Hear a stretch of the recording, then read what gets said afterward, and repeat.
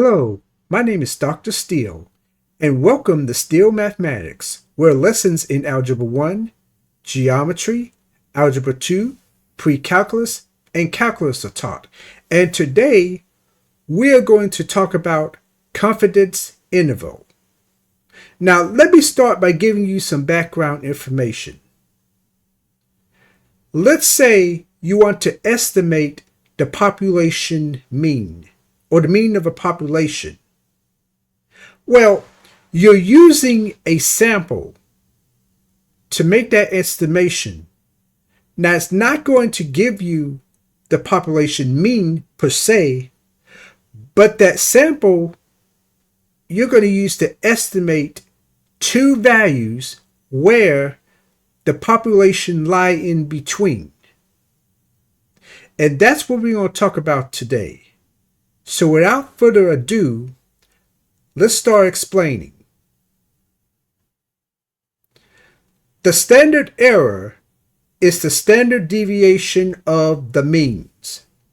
Now, the standard error is an estimation in itself because you have to take several groups of samples, several samples, and find their means, and that could be time consuming. So in about a minute, I'm going to give you a formula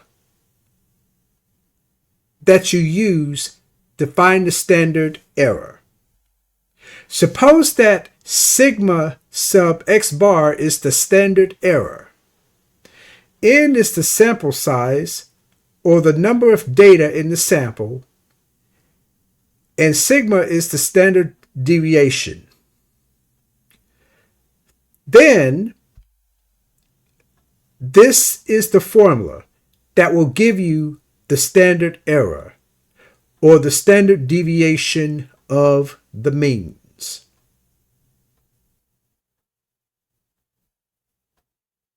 So now, let's say that beta is the confidence level, or the population that a given range of values contain the population mean. That range of values is called the confidence interval. I've explained in the beginning that you're looking for two numbers where the population mean lie in between. That's the confidence interval. Suppose that x bar is the mean, and we're talking about the mean of the sample. Z sub beta over 2 is the z-score associated with the confidence level, and sigma sub x bar is the standard error. The confidence interval is this right here. And the plus or minus part of it is called the margin of error. So if you know what the mean is, if you know what z sub beta over 2 is, and the standard error is, you would get your standard error. You're going to be doing two things. You're going to be subtracting, that'll give you the lower limit, and you're going to be adding, that will give you the upper limit.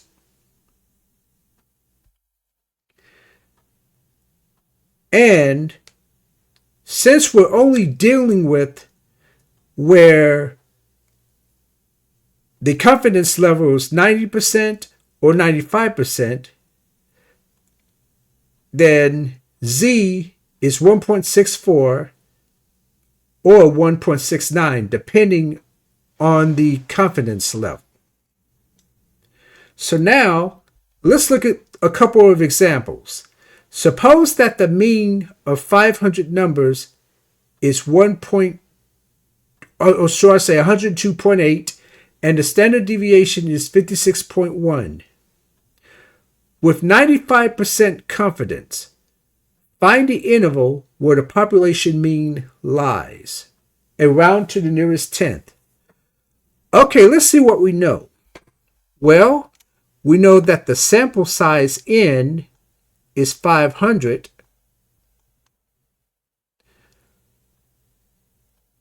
the sample mean is 102.8.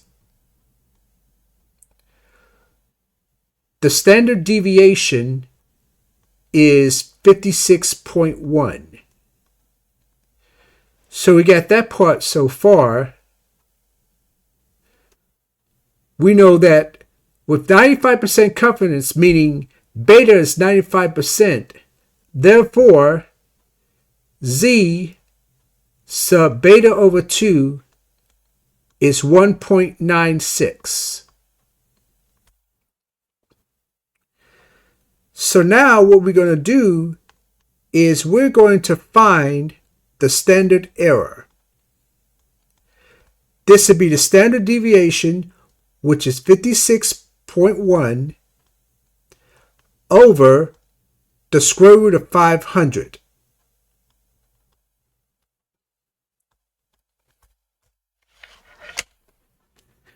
We're going to calculate this in our calculator.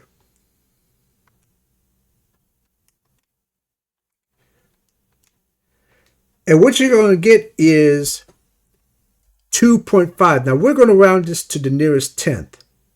2.5. So the standard error is 2.5. Therefore, the confidence interval will be 102.8 plus or minus 2.5 times 1.96. So now we're going to do minus first to give you the lower limit. So 102.8 minus 2.5 times 1.96. And that will give you 97.9. That will be the lower limit. To find the upper limit, we're going to add 102.8 plus 2.5 times 1.96. And that will give you 107.7. Therefore, this will be the confidence interval. And what this is saying is, with 95% confidence, the population mean lies in between 97.9 and 107.7. All right, the next example, the wingspans of 45 crows were measured. The mean was 36.9 inches, and the standard deviation was 1.8. With 90% confidence, find the confidence interval. Round to the nearest tenth. So here's what we know. We know that the sample size N is 45. The sample mean was 36.9. The standard deviation was 1.8. And it says 90% confidence, meaning that Z sub beta over 2 is 1.64.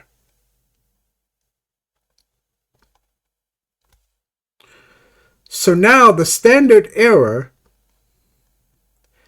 that's 1.8 divided by the square root of 45.